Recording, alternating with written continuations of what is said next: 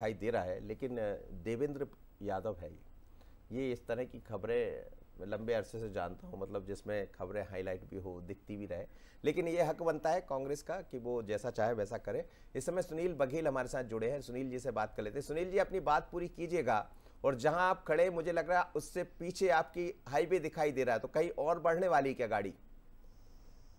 जी जी हाँ, मैं शहरी क्षेत्रों से होकर के ग्रामीण क्षेत्रों की ओर कुछ नजर करना चाहता हूँ। यहाँ फतेहगढ़ क्षेत्र है, वहां मतदान से बहिष्कार की खबरें हैं। अभी तक सिर्फ 2 वोट डाले गए हैं।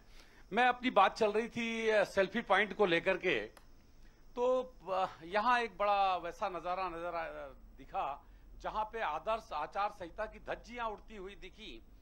जहां 4-4 मतदान केंद्र है, चुनाव का कंट्रोल रूम बनाया गया है, जहां कलेक्टर की गाड़ी खड़ी है, वहीं बगल में अखिल भारतीय विद्यार्थी परिषद का सेल्फी पॉइंट लगा हुआ है।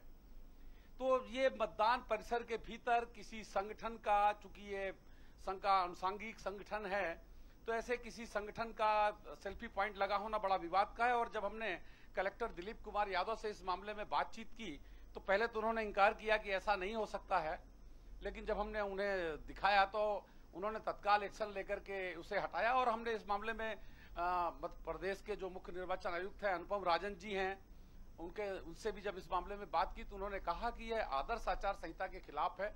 और हम अपने पूरे प्रदेश में भी दिखवा रहे हैं कि इस तरह की कहीं कोई नियम विरुद्ध बातें ना हो रही हो। मनोज जी, मतलब सुनील बघेल जी, आपने एक सेल्फी पॉइंट हटवा दिया?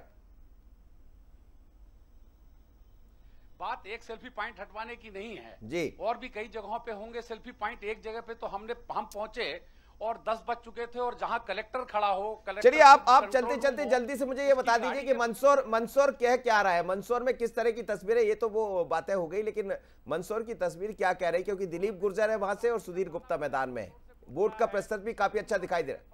साथ क्या निभाओगे?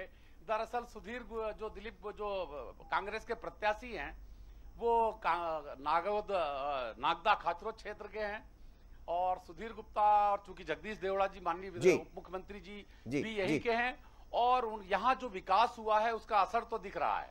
चलिए सुनील जी, आप निगाह बनाए रखिएगा हमारी